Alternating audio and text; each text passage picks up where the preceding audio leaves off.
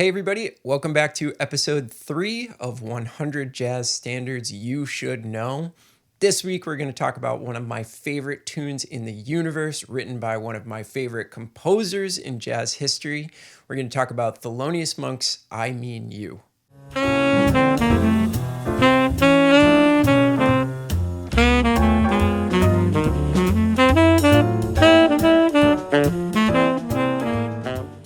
So this is a tune that you may not think of when you think about essential jazz standards, but this is a tune that's played by a lot of musicians. If I go to a jam session or I'm playing a standards gig, this tune actually gets called quite a bit, so I feel like it's worth it to go over this one.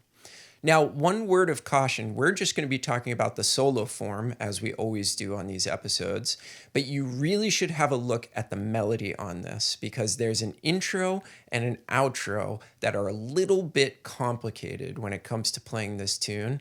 So definitely check that out. The melody to this is not as easy as it first seems. You're really going to have to work on that in order to make those transitions when you're playing this tune in real life.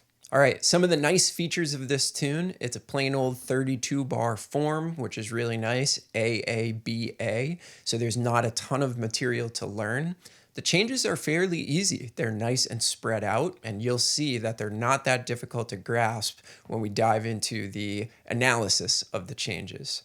Another really cool feature of this tune is that it literally stays in one key the entire time. So a lot of the other tunes that we've done, we've had to diagram out where the key changes, and there's kind of a lot to keep track of.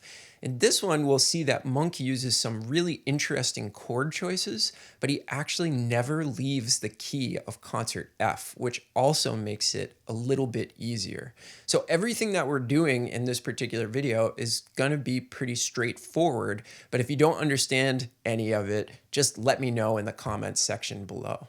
All right, so there's not much else to say about this tune. Let's jump into the chordal analysis. All right, so let's dive into this progression here. As I mentioned, it's kind of nice. It's all in one key. There are really no key changes in this tune. So the first thing we want to talk about is the fact that it is an A-A-B-A tune. So we've got 8 bars, and then we've got the second 8 bars are the same thing. Then we've got our bridge starting at measure 17, and then our last section is the same as the first. So let's just go over these two sections. So the first section starts on the 1 chord in the key of F. Then what we get in measure 3 is a flat 6 chord to a 6 chord. So this sounds like this. We're going to start with the F for 2 measures. Then it's going to be a slightly different sound by going down to that flat 6, a little bit unexpected, but really nice sounding. And then we move up a half step to get to the regular 6 chord. And then we come into our 2 chord in measure 5, our 5 chord in measure 6, and then we resolve that right to the 1, measure 7, and then we do a quick 2-5 back.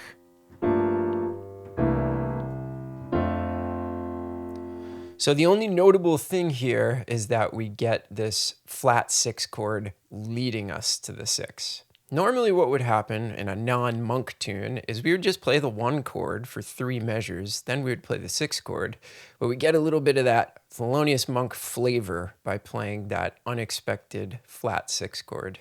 And of course, this is a cycle that we see all the time, the 6, 2, 5, 1. So all in all, a very, very simple chord progression. Let's just hear that A section all together before we move on to the bridge. 1, 2, 3, 4.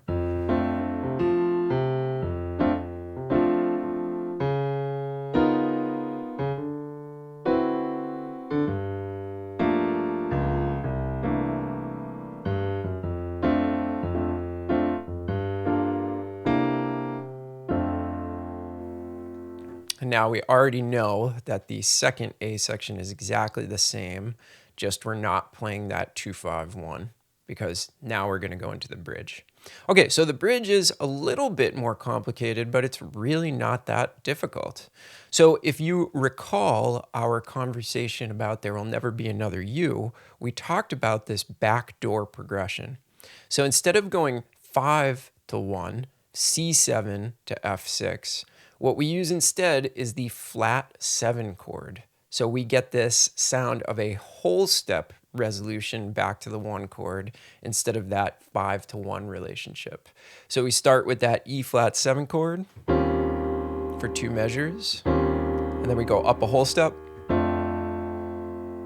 And that gives us a very unique sound there. So he's just utilizing that backdoor progression. And then we have something really interesting happening when we come out of the bridge. So let's think about what would happen if we use just a traditional turnaround. What we might use is 2, 5, 1 to get back to that F chord. But what Monk does instead is he uses the chords a tritone up from that 2, 5, 1 to give us a tritone substitution all the way through these 4 bars. And instead of dropping from 5 to 1, we have half step motion, right? So we go from a G flat chord down a half step, and that brings us into our last A section. Now you'll also notice that this is the tritone of what would normally be, let's say, a G7 chord or a G minor 7 chord. We go up a tritone to D flat instead. So this sounds D flat chord for 2 measures. Then we go to a G flat chord for 2 measures. And then we drop that half step back into the F6 chord. All right, so if we play the entire bridge, we start on that flat 7, up to F, back to the 1 chord. Now we start our tritone sub. And then G flat, back to F6. Kind of an interesting sound, and this is one of the things that I love about Monk is he just thinks outside of the box. So instead of doing your traditional 2-5-1 here or your traditional 5-1 here, he's just substituting some of these chords to give it a more interesting sound.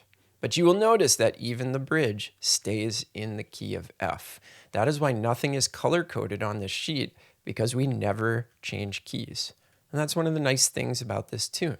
But you'll still have to do some work remembering where these sort of funky things happen. And it's really just relegated to the bridge. The A sections should be kind of no problem for you to memorize those chords. The only weird thing is this flat 6. All right, let's move on to the etude.